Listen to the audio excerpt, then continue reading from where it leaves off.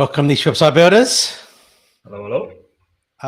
Yeah, I've got you as usual. My earplugs are not working. Standard.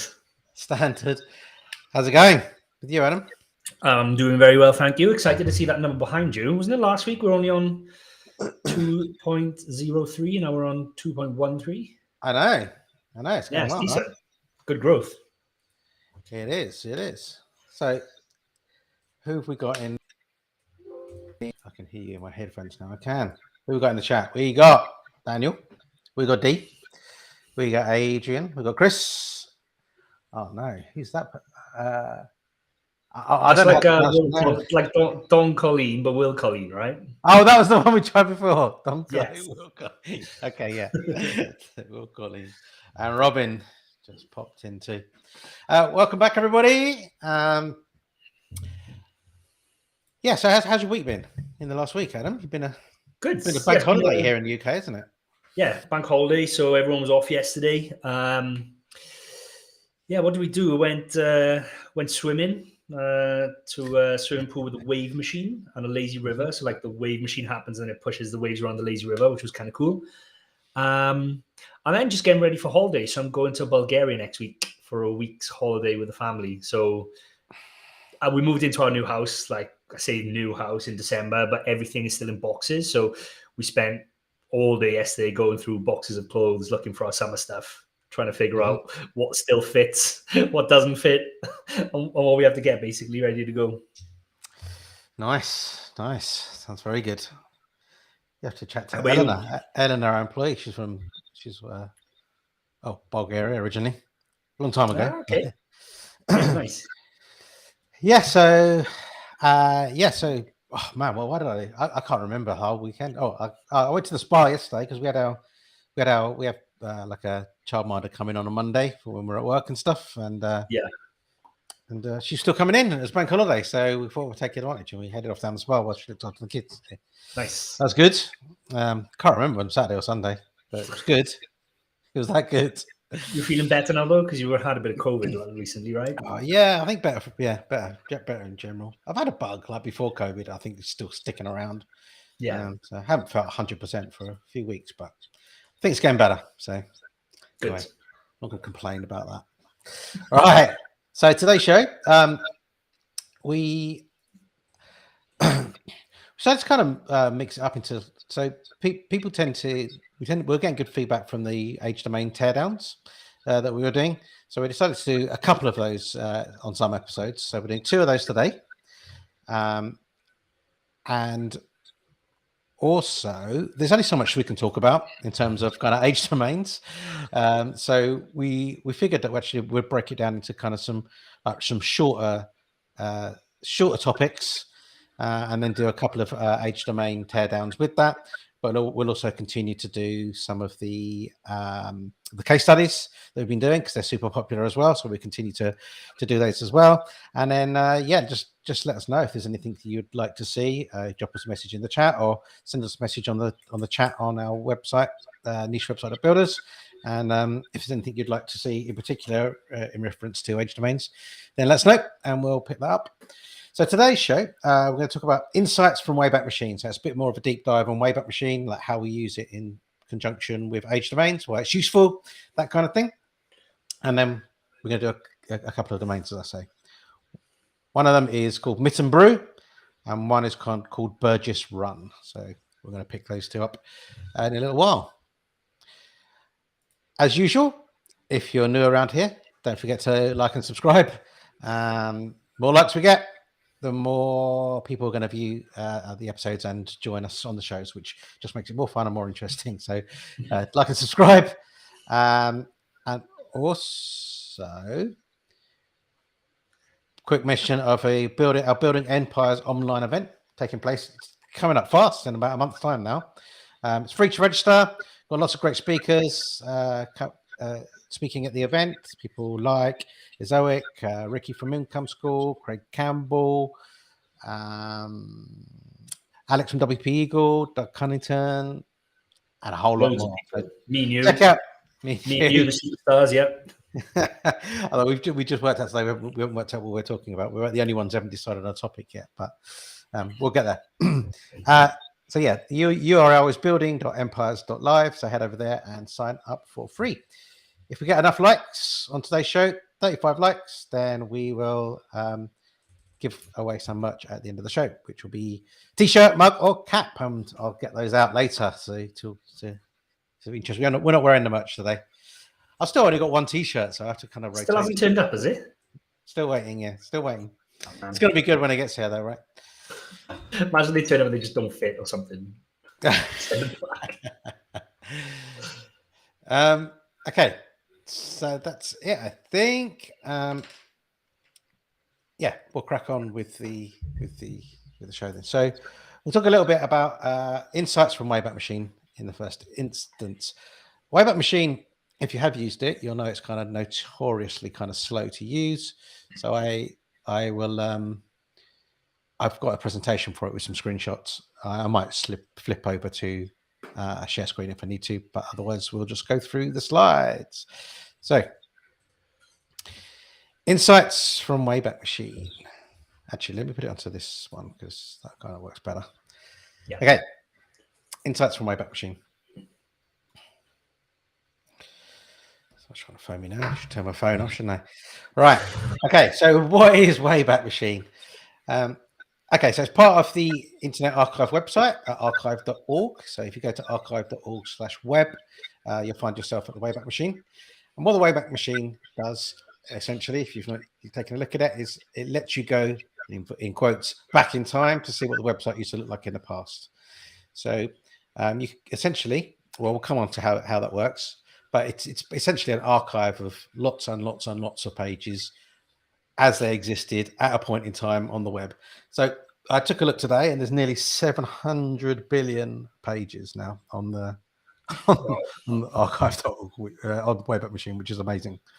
What an amazing tool, right? And it's free. Like, what an amazing resource and tool. Crazy. Yeah. I mean, I guess they could charge for it, right? I think, but I think it's they're always asking for donations. Like Yeah, every other week or so, there's the tab that appears on the top asking for donations, and I'm sure they raise millions in donations. I can't remember. I don't remember why it sticks in my head, but I'm sure I've seen the target was a couple of million during the last like fundraise thing they had.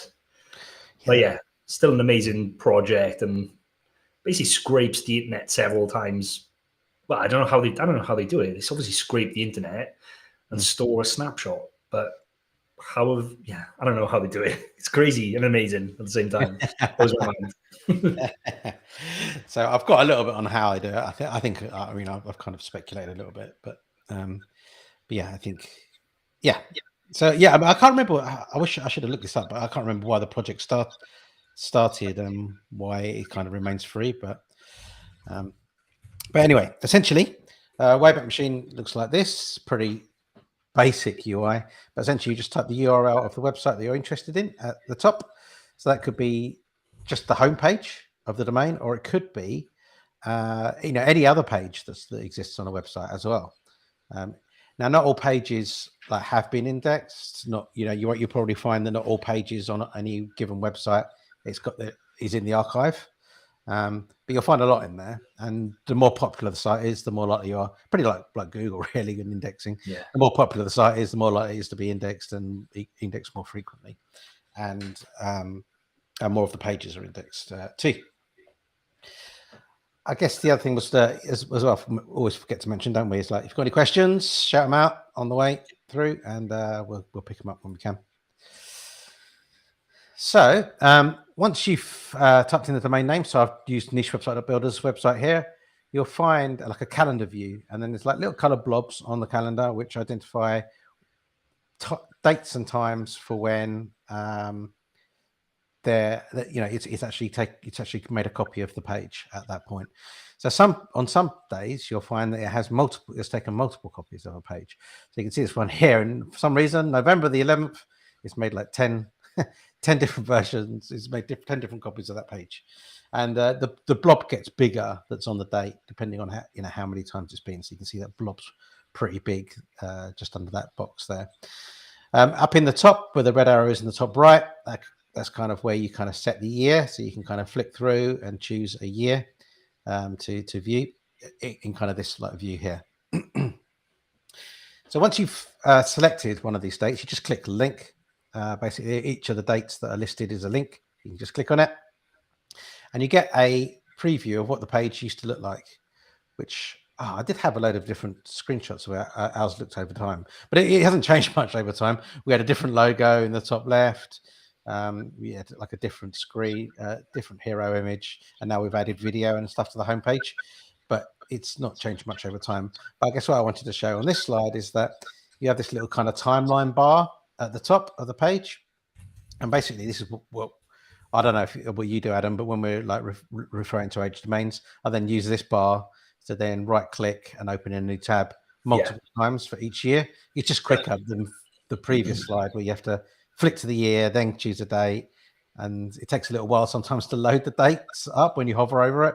Like if you just do it here, I just go right click, open new tab, right click, open new tab, and I do that 3 or 4 times for each year, just to try and grab as many of the pages as possible, because I don't want to miss, in terms of age domains and checking the history, we don't want to miss any point in time where the website changed to something we don't want it to have changed to, or something that's going to affect what we perceive to be the quality of the domain.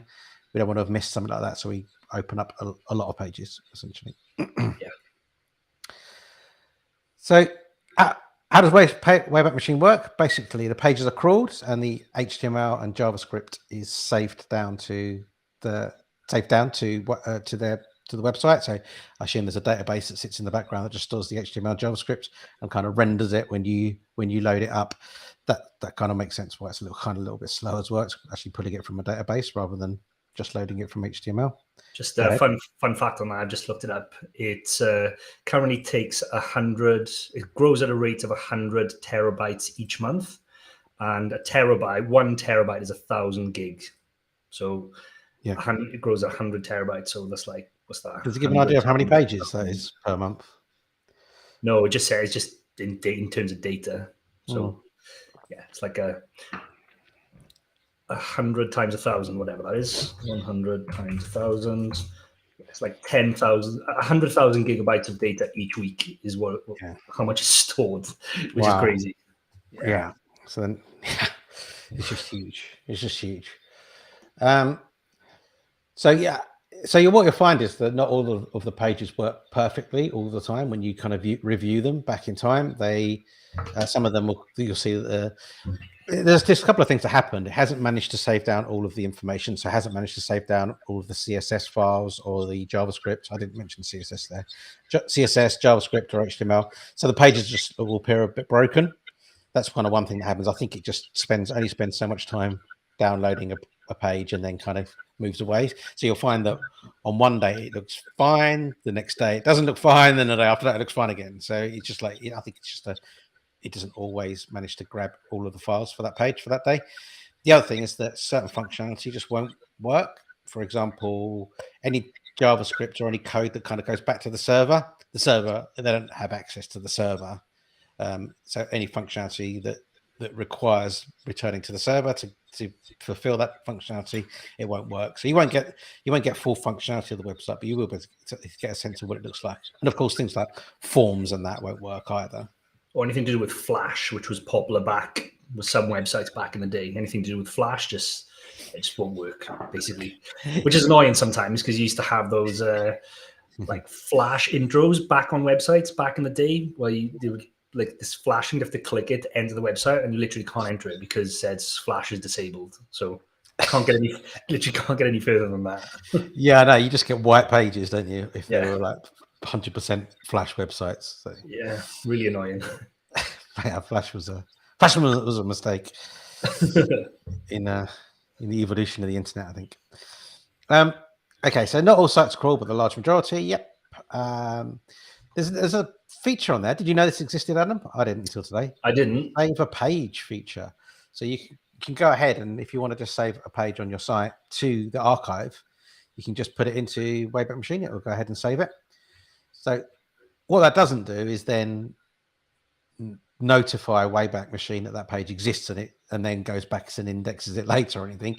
It literally is a manual, like, oh, just save it and it'll be saved there. So if your site doesn't appear in Wayback Machine yet, there is a way to do that. You can go and save it, or if you want it to save on a particular day for whatever reason, you can do that too. Wonder why you'd want to do that. I don't know. The way in that box there, it says capture a web page as it appears now for use as a trusted citation in the future. Okay. So I guess it's to prove that page existed on that point at that point in time. Yeah, true. It is. I mean, only for the moment you click the save button, right? I suppose you could then disappear, but yeah. I guess there probably are some uses for it. If anyone thinks of any or knows of any, mention in the chat. I'm interested in that too. But yeah, there is the save page now feature as well. Interestingly, I was just reading as well that Wayback is banned in China and Russia. It's in entirety. So you literally can't use Wayback in China or Russia. I did not know that. So, because I don't want to know you to know the real history, or like I don't know. I'm reading this from Wikipedia, and it like the thing it says is really fuzzy. So, after an Islamic State terrorist organization was banned, the Internet Archive had been blocked in its entirety in Russia as a host of an outreach video from that organization. So, it sounds like at some point some terrorist organization's video was saved by archive, and then that's been used as an excuse to ban the whole website. Wow. Yeah. Wow. That's insane. Yeah. Yeah. That is mad. That is mad. Yeah. I don't know what more to say on that. I can't imagine being like just having certain bits of the internet like cut off from you. Seems weird. Yeah. But anyway, cool. So, why is Wayback Machine useful for H domains? So this is like the meat of it, I guess. So we get to see what an H domain used to host in the past. So, this is important for us to determine, if the domain was used for a purpose that may be flagged as, I've used the word dodgy because I couldn't think of anything else, dodgy by Google, e.g. gambling, payday loans, porn. Not that anything like that is necessarily dodgy. Well, maybe it depends if you call porn dodgy or not. Payday loans are pretty just inherently dodgy, right? But they exist as a legal business, but and also gambling, right? But it's just stuff that kind of stuff tends to encourage kind of black hat kind of stuff, and we just want to avoid anything that's got that kind of stuff related to it. So what I should mention is that anything, almost unless I specify otherwise, I'm pretty sure every bullet that I mentioned going forward is an immediate red flag for us. So if we see any of these things on Wayback Machine, we just immediately disregard the domain. Well, I think the other way around, is it? Because the next one is the relevance has remained consistent over time. That's a green flag. The opposite of that is the red flag. Yeah. So any other red flag, any other red flags are instant, I guess. Yeah. So, the relevance to remain consistent over time. So I guess you're right. Yeah, that's it. That's it. We want it to remain consistent, not inconsistent.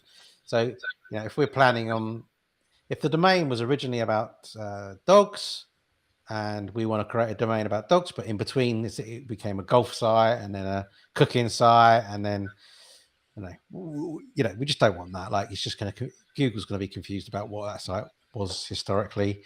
There potentially could be all other kind of artifacts that have got screwed up because of that. Things like anchor text, backlinks. There's all sorts of things that are just not going to be consistent, and we just want to make sure that our domain tells a consistent story over its lifetime, so that when we build on it, it's always been that way.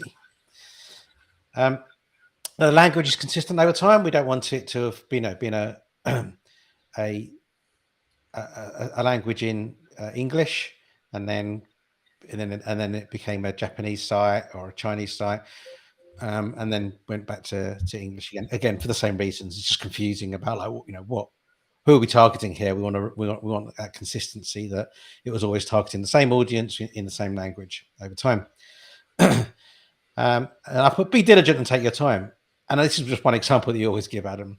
So you couldn't find anything wrong, but on the tab you noticed that there was a bit of text on. What was on the tab again? Something to do with Viagra, but it was I couldn't find any outbound links on the website. I couldn't find anything apart from that one little title tag. But it's enough. Just because you couldn't find any outbound links or anything on the site, the fact that the title tag has changed is enough to suggest there's other things changed, and you're just not seeing them, or they're hidden, or they've done a really good job of hiding their tracks. So Viagra is like a big one as well, just to really avoid. So if there's any, we just avoid that. I mean, you could have missed that one in reality, right? You could have missed that because it was just a very brief moment in time, wasn't it? That it was Viagra, but you caught it. That's the main thing. So, I mean, we're probably over diligent on some of this stuff. I mean, I wouldn't say that was necessarily over diligent, but we're pretty much like one strike and you're out on anything. Whereas you'll find others sites aren't always so strict, or other domains resellers or whatever aren't quite so strict. One of the main reasons we are is that we sell our domains as packages, as website packages. So we've got to build on the sites, we've got to make them work. So we don't want to take any risks. Like we want to make sure that they're as good as they can be when we're doing the due diligence. Okay. Oh, just a quick one. So a couple of people said this, but Bill basically said, why would you use Wayback? And these are great ones. You see a site that's broken the law, or it's copied a site, or it's defamed you, and then you can just basically take a screenshot. And I guess that's your proof then that in that point of time, then they've copied you or defamed you or broken the law or something. So yeah, and a couple of other people said that. So Sam said it's protect against plagiarism, and El Couch said basically something similar, essentially. Also, Will Colon said again, there's an echo basically whenever Mark is talking. And Doug mentioned this the other day. I need to get some headphones. It's fixed now, but it's basically when my volume is turned up too loud, Mark, and you speak, and I can hear it through my speaker, and it comes back to my microphone. So it's fixed now. But apologies if that was annoying you. I've turned my volume down, and I'm going to look at getting some headphones so that doesn't happen going forward. Yeah. Cool. Okay, that's it. So what else? So we get to see the kind of sites that the domain linked to in the past. So, similar to what we had before, we can go ahead and take a look at anchor text that's used for outbound links. We can go ahead and look at what sites they are linking to. It's a bit of a manual process, but we can kind of do that. And just again, check that not only do we not want the site to have been a gambling site or a Viagra site, we don't want the sites to have been linking to any similar such sites either. So that's another thing that we'd want to look at. Also, any ads or any, I'll say, connections, where they're using any affiliates, like gambling-based affiliates, or was there any ads promoting sites that we wouldn't want to be associated with? Interesting one about that. I know Benji's dad is in here, Chris. So shout out to Chris. And I was helping him look at a domain recently, and it was in like a specific niche. And then on one of the instances on Wayback in the sidebar column, they had it went from just having recent posts. The next screenshot then, or the next instance, showed they had a new ads section, but it was text ads. And in there, they were ads, or supposedly ads, to payday loan websites and stuff. And I was like, that's probably not an advert. That's someone who's recreated it, added an ads section to the sidebar, and is using it as some kind of PBN to link out to their payday loan website now. So even that, in that case, they made it look like an ad, like a text ad in the sidebar, but clearly there was something else going on there. It just didn't make sense why they would have an advert in this specific space to do with payday loan when the niche was literally nothing to do with with payday loans. Oh yeah, that's a good example. Are you able to share that? Are you able to share that domain? Do you remember what it was? I do, but it depends. Depends if Chris. Is it Chris's, or was it one looking to buy? It was one Chris was looking at, but it'll give away the niche. But maybe I can take a screenshot of just that sidebar. Hold on. Yeah.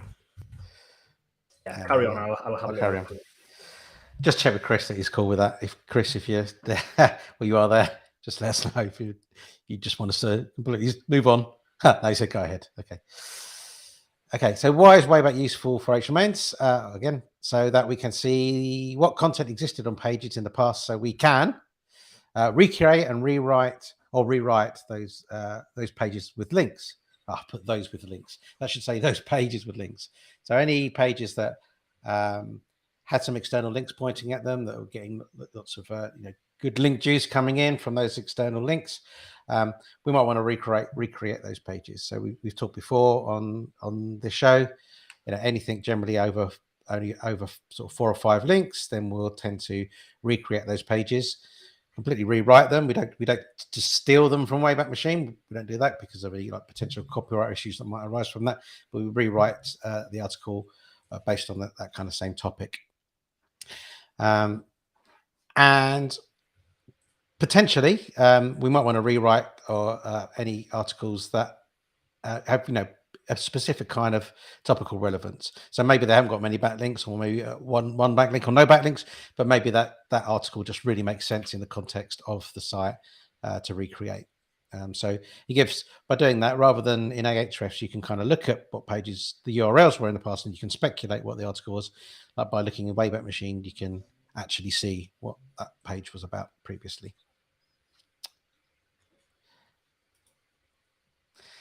So the next one is, so we can review the historic site structure and navigation. So that might provide some inspiration for keyword research topics. So just kind of navigating through the site, it might, especially if you don't know the space or the niche, You might get some ideas about angles that you could take in terms of the keyword research, which wouldn't have arisen originally.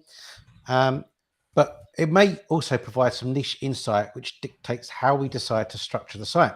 So again, if we're not familiar with the niche and the site's been structured in a certain way, using certain categories or terminology that we might not be familiar with, if we don't know the niche that well, then that kind of may give us an idea of, okay, this is kind of how this is how we want to structure the site based on now what we now know existed historically, and now what we know about the niche.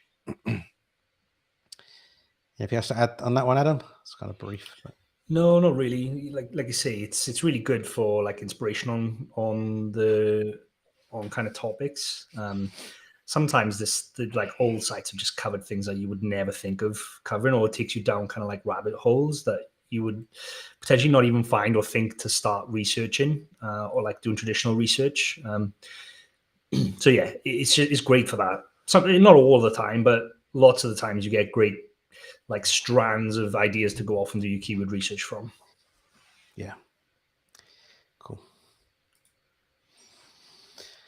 And last but not least, so that we can be made aware of any potential partnerships. This doesn't always come up, often doesn't come up, but sometimes you could find connections to specific affiliate programs, specific brands, or even influencers or people or personal relationships that you might be able to strike up by starting a site in that niche.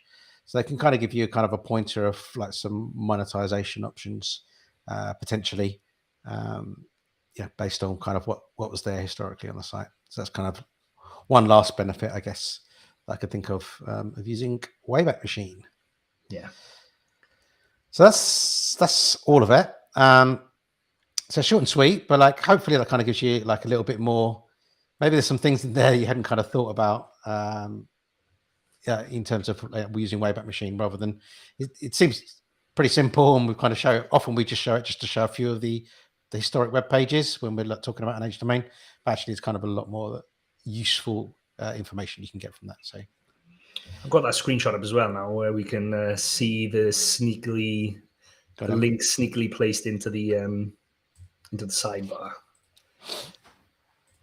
So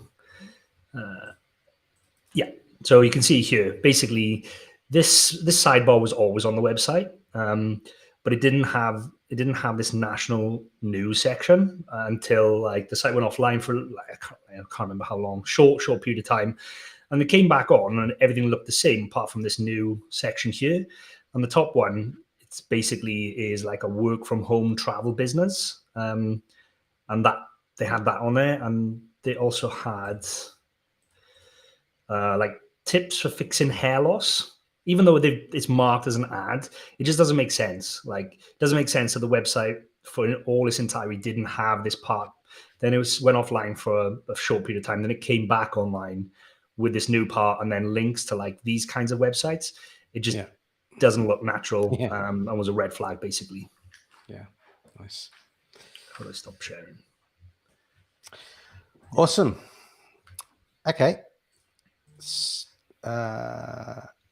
You can also enter a keyword in Wayback Machine instead of a URL to find age domains defunct blogs. Yeah, good point. I did not. I should have read that. So I'll add that. I've not used that functionality before, though. It's, I guess you'd have to have a filtering process, right, where you would put in the keyword or something and find the list of old sites that are no longer online, and then see if the domains, you can register them now using like a bulk checker or something, I guess. Yeah, I've not done it a lot. I imagine it's pretty manual. Yeah, for sure. Yeah, Chris says he's been doing that for age domains. It's a great hack. It'd be interesting to hear how you guys are using that to find them. Are you just doing literally what we just said, where you put it in and then you like bulk download a list of them and then put them through a bulk checker? Yeah. GoDaddy's a bulk checker, so I'm assuming that's what you're doing. Interesting to hear like what kind of domains you find, and are they strong domains? Because I was always under the impression that if a domain was like worth anything really, it would pretty much be one of the auctions, or someone would have bought it. Like very rarely would it go through that process, not get bought, and then go back into general release if it's a if it's something decent. So yeah, interesting to hear how you guys are using it. I might pull you guys onto a show in maybe we'll plan it in, Stuart and Chris. But if you're up for it, you can jump on and kind of show us, get you both on at the same time. Show us your process for that. If you guys are up for it, let us know. Yeah, and we'll if you are interested, then jump. Yeah, well, Chris, we've already got you on. Yeah, just hit us up on the website chat if you're interested in coming on. Yeah. I do see this sometimes, Bill. I do see sites where you put the URL into Wayback and it says the site's been removed from Wayback. They can request it, yeah. Yeah, I instantly take that as a red flag. There's something they don't want someone to see. I just stop the search right there and then. If I can't see it in Wayback, can't do your full due diligence on it. So instant no-go for me, basically. Yeah. Cool. Okay, so do you want to move on to your age domain? Yes. Before we do, don't forget to like. We're at 24 at the moment, so we've got 11 more to get. So get liking, and I'll do the merch draw at the end. Cool. So I am going to talk to you today about a brewery website called mittenbrew.com. If you didn't catch the live stream on Thursday last week, this is the website that I used as an example to go into a deep dive of our Tomb Raider keyword research strategy. So if you want to see how we would approach the keyword research for this website, then you can go back and have a look at that stream. It's like 20-30 minutes of in-depth, step-by-step. This is how we do the tomb raiding for this domain. But it's a DR27. It's got 188 referring domains. It's got a good mix of authority sites and also niche relevant sites. So you can see in there there's beeradvocate.com, homebrewtalk.com. There's a couple more in there when we have a look in a sec. And it's 11 years old. We've got an example site here. It's a slightly higher DR, bisonbrew.com. According to SEMrush, getting 55,000 visits per month, but it's probably double that. But like I say, we probably would do a slightly different method for the keyword research on this. And I'll bring that up on my slides and just show you what that looks like. But so yeah, it's a brewery type, a craft beer, spirits, whatever you want to call it, type domain. How do you get rid of this, Mark? And I'll share my screen then. Awesome. Cool. So I've got a ton of tabs open here because I've got some cool things to show you, and then I've also got an interesting thing to end on as well, but I'll come to that in a bit. So first things first, we've done the trademark search for Mitten Brew, mittenbrew.com, Mitten Brewery. There's no trademarks that I can find around Mitten Brew, so we're all good on the trademark front. And then when we have a look in Ahrefs on the main screen, we can see the site's been around for a decent amount of time, and it's not massive traffic, but it's got decent traffic. It's got decent history with Google, and you can see this site didn't go offline. It redirected to another site for a short period of time, and then that's come back now. So they've taken the redirect off. They didn't repurchase the domain. But I like this domain because we talk a lot about does a business website make a good domain to build on? And we say if it was a website just about the brewery itself and they just had location, contact us, opening hours, and that's it, that wouldn't make a good one. Or if they had an active blog and they talked about brewing beers and different types of beers, etc., that would make a good candidate to build on. And this is that second one. So I'll show you some of the content, but they had a section on home brewing, a section on reviews, a section on different beer reviews, etc. So the site wasn't just about the brewery, essentially. It was more about brewing beer in general and the brew scene in Michigan. So we can see here the site's still got some keywords ranking, and if we have a look here, there's a small discrepancy because this only says 7, but when you go into it, it says 77. And we can see here that it's still ranking for things like beer festivals. This one I thought is interesting, like a type of beer and then beer calories. We've got homebrew malt liquor, Michigan Beer Fest. So pretty much lots of stuff to do with brewing beers and beers in general. I thought this was interesting, the O'Brien beer calories, because I was like, okay, like that's interesting. How many other keywords are there to do with how many calories are in beers? And it looks decent. If you think of like a brand name and then put beer calories at the end, so we've got Modelo, we've got Ginger Beer, Blue Moon beer calories, Pacifico beer calories, like they all seem really low competition just based off the keyword difficulty score, which you take with a pinch of salt, but some decent search volume as well. So instantly, this is kind of what Mark talked about, where you can have a look at what the site used to rank for, and it gives you like ideas for keyword research, and that was one of them. And then I thought, well, take that a step further.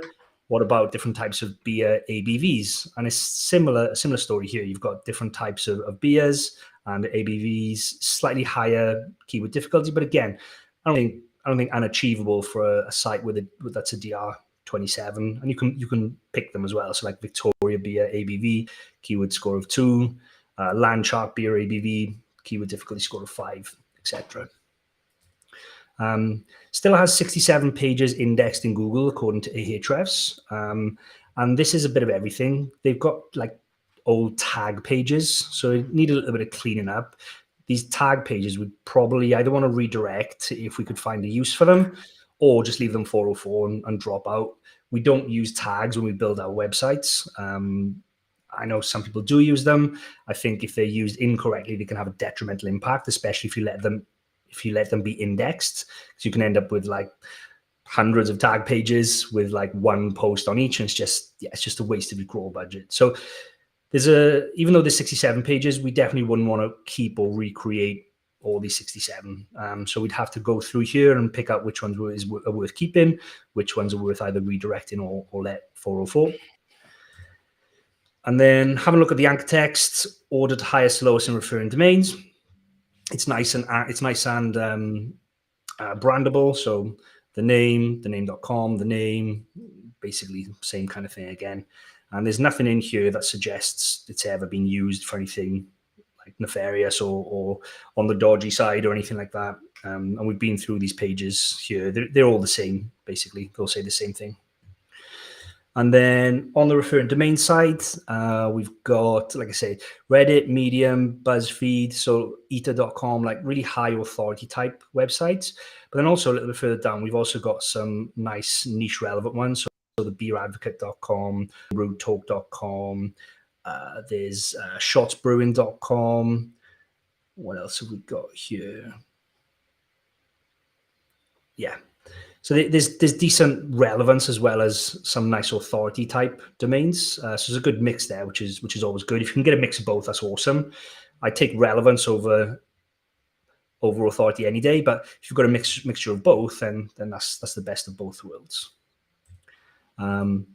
Best pages by incoming links. So have a little look, highest referring domains to lowest.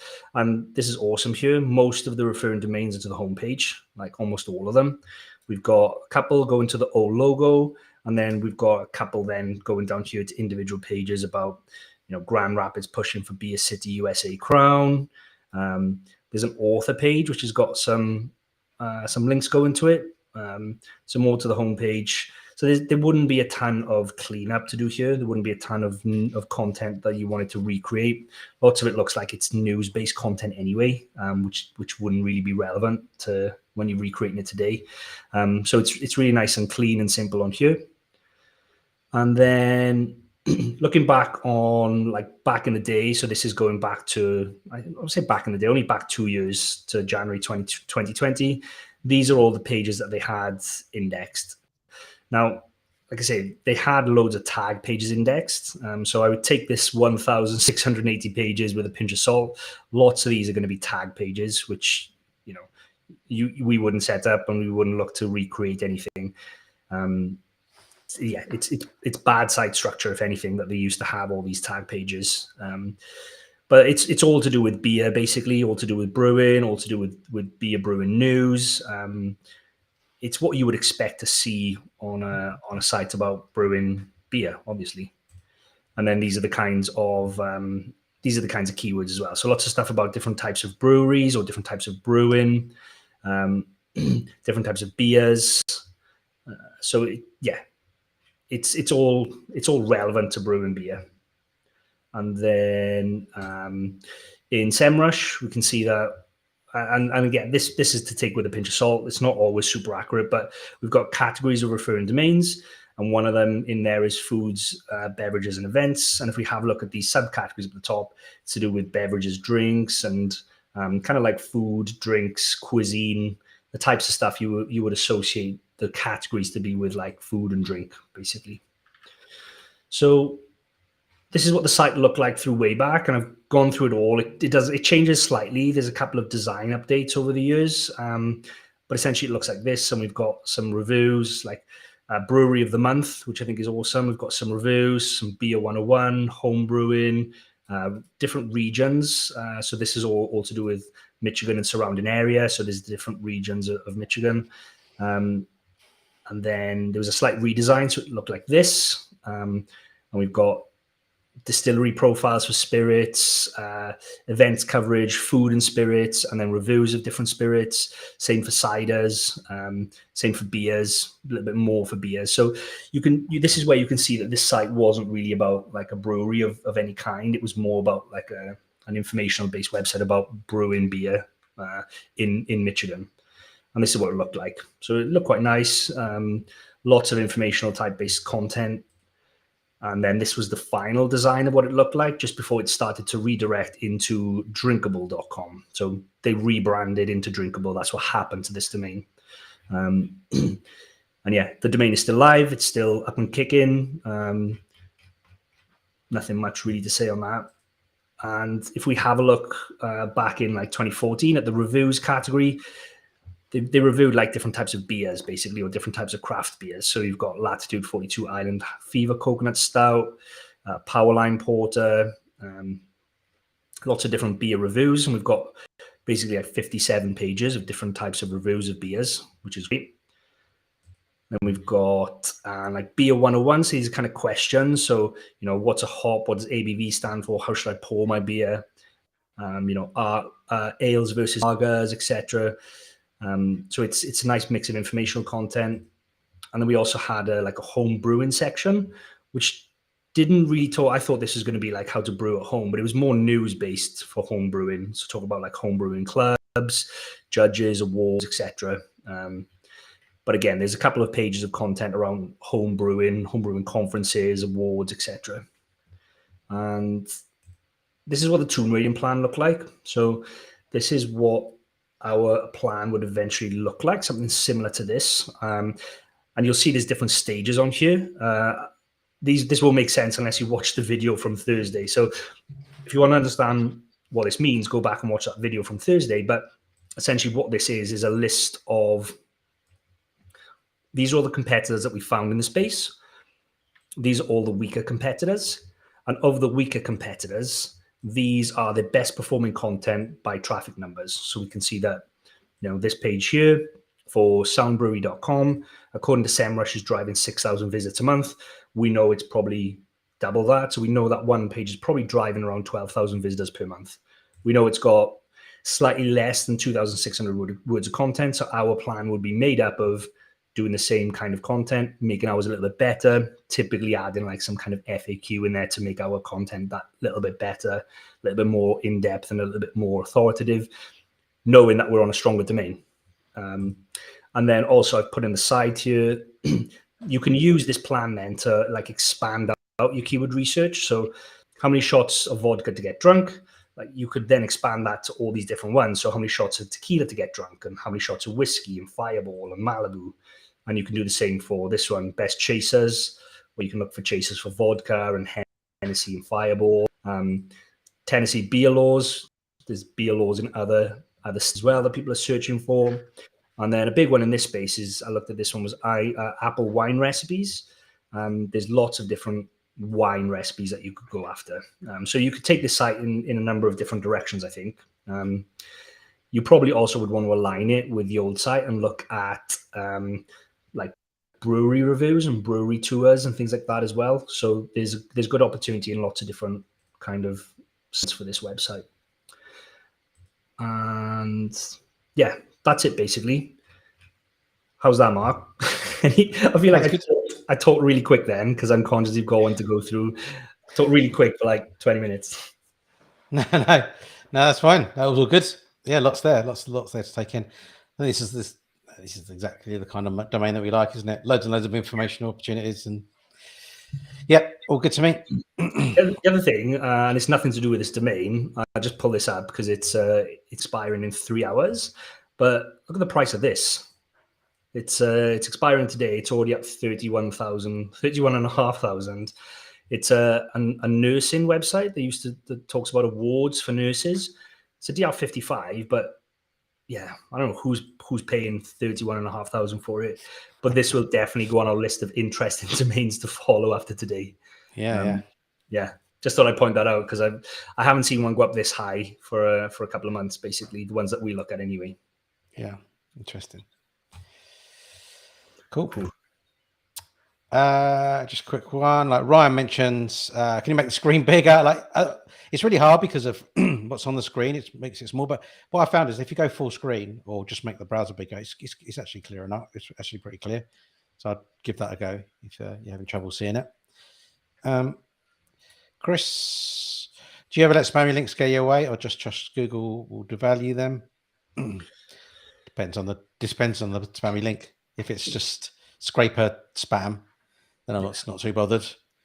Most websites get scraper spam these days, whether they're live or not. Anyway, so yeah, if it's that kind of stuff, then I wouldn't bother even worrying about it.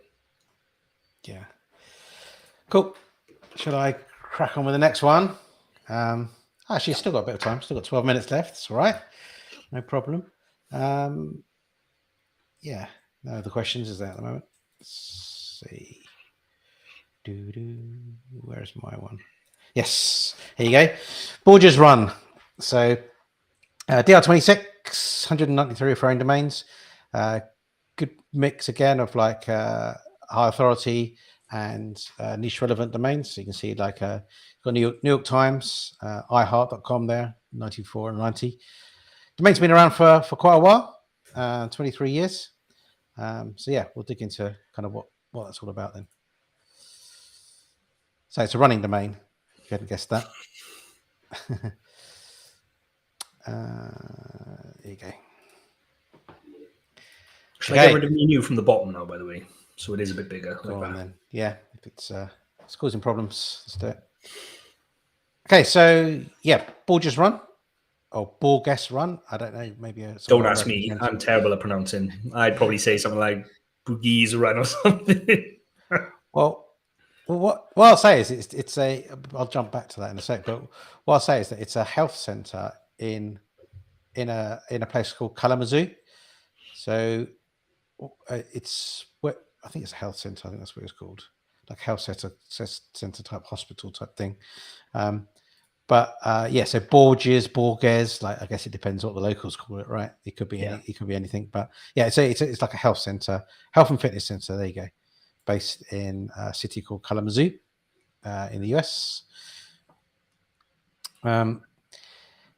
DR26, like I say, it's a really old domain. It's been around for a long time. You see, it's quite spiky here, but this kind of tends to be around like the times of the event, the annual event that kind of runs, like here as well.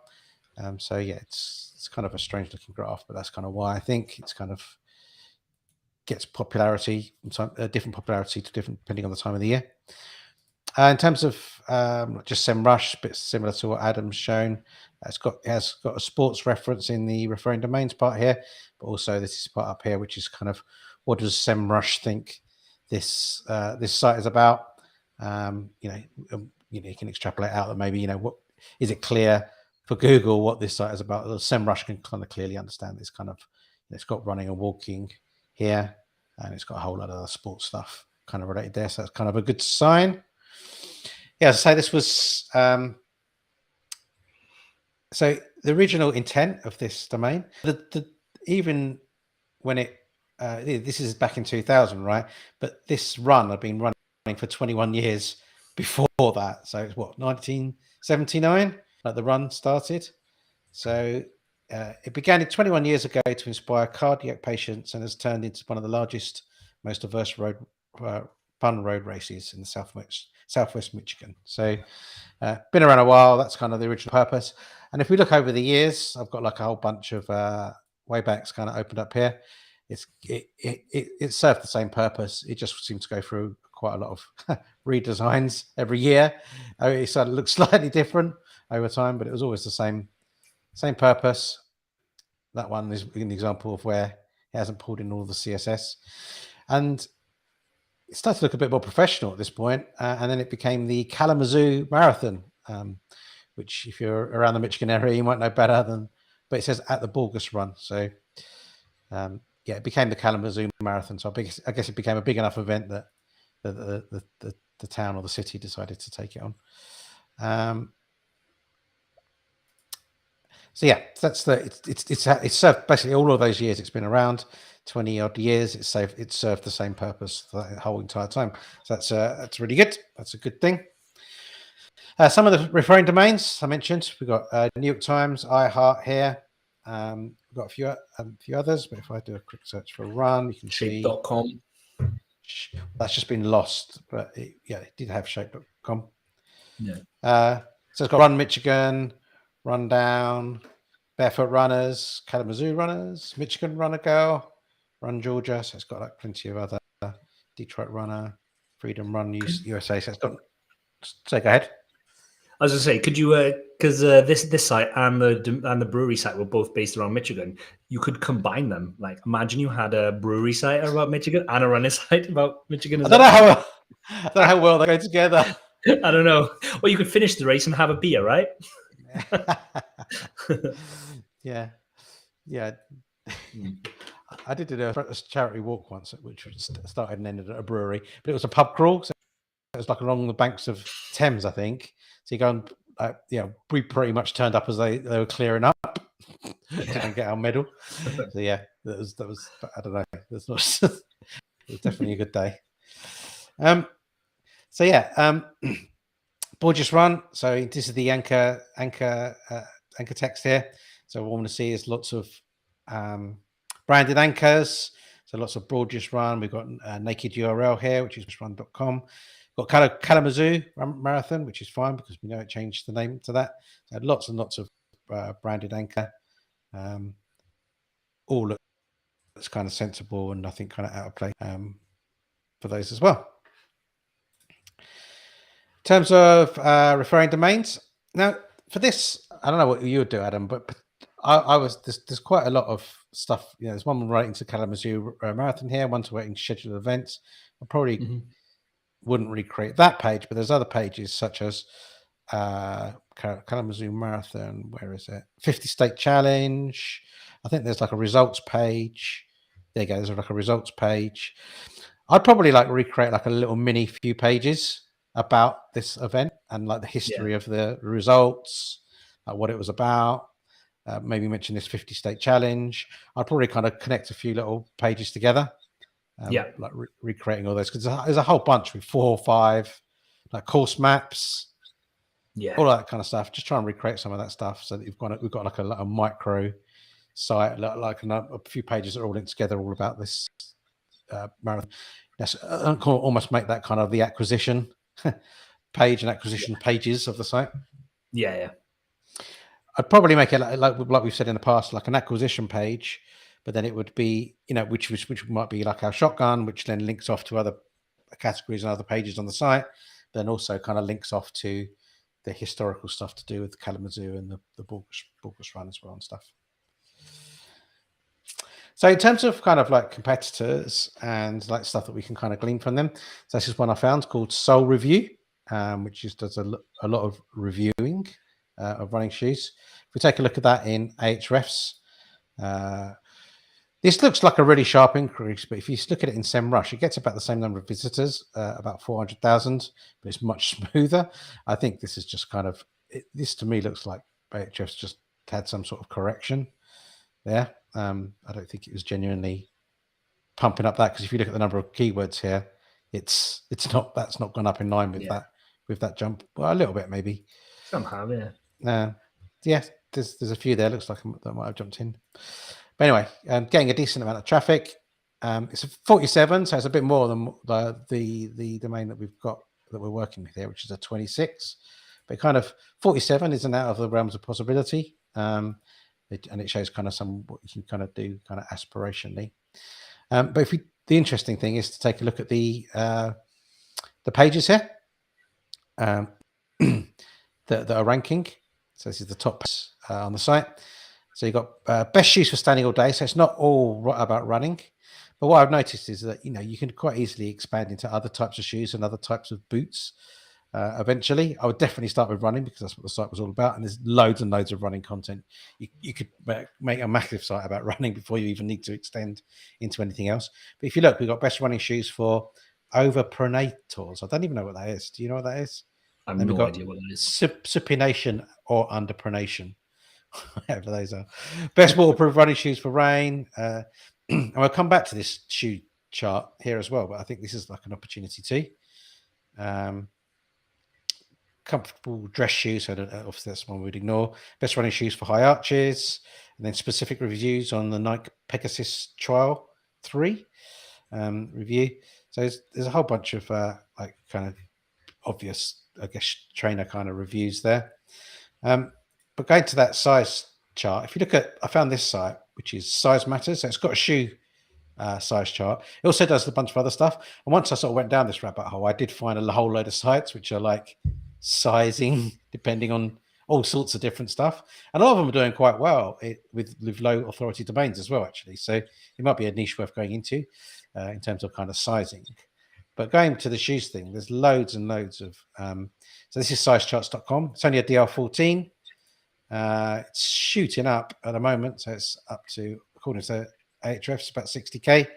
But that looks like it's only just beginning. It's trending, continuing to trend up.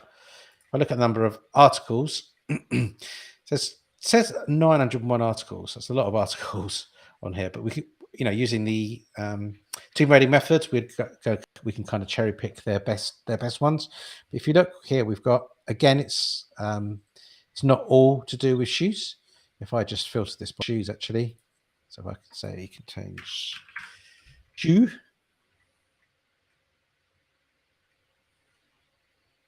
we're down to 242 pages now, and we've got Adidas size chart, a kid shoe size chart, Adidas, Skechers, Gucci. I've got Crocs, probably not for running, Nike.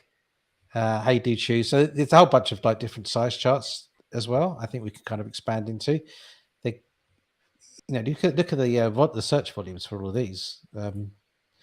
They're pretty good. And as I say, this domain is only a DR14. And it's ranking, in position 1 for this one. Here's all the volumes here. So it's ranking in good position. So I think there's a definitely an opportunity to expand out into like size chart for different types of shoes. It seems hands have different sizing and even down to like the individual shoes as well. So I thought that was something that was quite interesting. And last but not least, this one, Steady Foot. It doesn't look particularly nice, but I thought it was good that it kind of gave us some ideas. And it's also a low authority site doing quite well. But it gave us ideas for some other informational content. So how to prevent black toenails from running. What else has it got? What's that? Saucony? I never heard of that. Saucony shoes run small or true to size. Hilarious running jokes and memes. Are Nike Revolution good for running? How to run a 5K in 30 minutes. Running shoe comparison between brands. So yeah, there's quite a lot of different opportunities there. So this is the DR25, so similar to what we're working with. If I go to how it's doing, it's heading, what's it, 63,000 there, and it's, have I just done the wrong? Oh no, it's just happened to be the same. So yeah, and if you happen to look at this Steady Foot, we can see the size charts again. So add that Yeezy 350 size chart. Open that up, Mark. What does it look like? What does that chart page look like?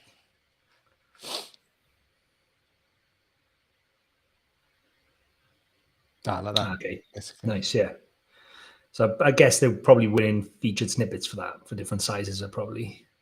Yeah, that's probably why they're doing so well, maybe. Yeah. Nice. Yeah, so there's a whole bunch of different opportunities there. So I guess last but not least, we mentioned affiliate already. Well, we haven't mentioned affiliate, but in terms of the reviews, you want to use affiliate programs. There's always Amazon, of course, but there's a whole bunch of others as well. So this one, like Roadrunner, 6% commission, 7-day cookie. This one's 30-day cookie, 10% commission. So there's 10. Oh, this one's, that can't be right. What the hell is this?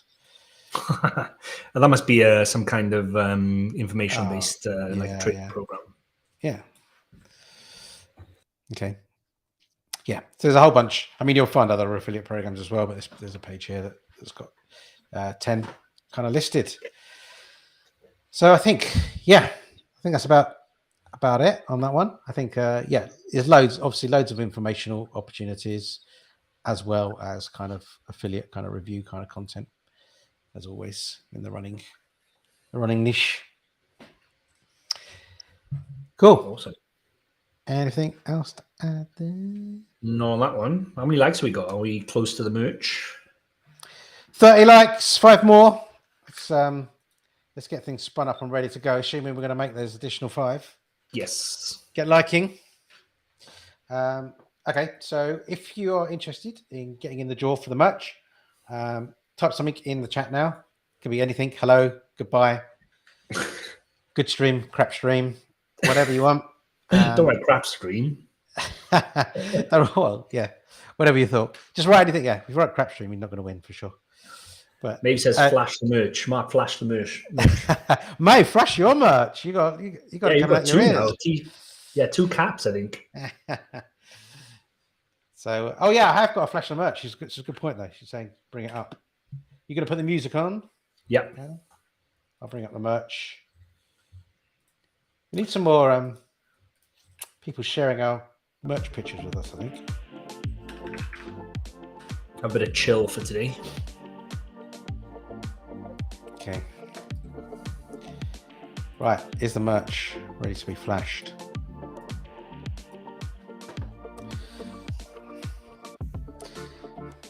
So, here it is. Here's people, Ian and Tiffany. I almost forgot Tiffany's name then. Ian and Tiffany flashing the merch, and Tony as well. Tony from normally on the stream. He's not on the stream again today. So lots of different colours. So you got the full logo, just the orange bit of the logo, mugs, and caps. Obviously the caps look awesome because look at Ian, he's rocking it. Oh, they've seen it. Yeah, Adrian, definitely send us some pics. You can be added to the merch PowerPoint as well. Yeah, drop them over. Drop a message over to us and send them over. And that'd be great. So we're up to 33 likes now. We're pretty damn close. Right, let's see. Have we got enough people yet? Don't forget to type in you got 30 seconds more. Let's type something in the chat to be entered into the draw. The Merch Hall of Fame.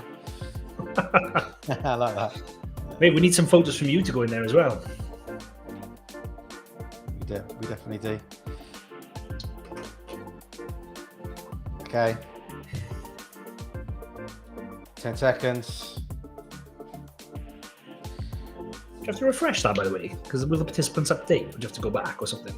No, just they come in on their own. Oh, I forgot you actually could see my screen. Oh, you guys see there's a couple pops in there. Yep. Right, here we go. That's the list. Oh, that's because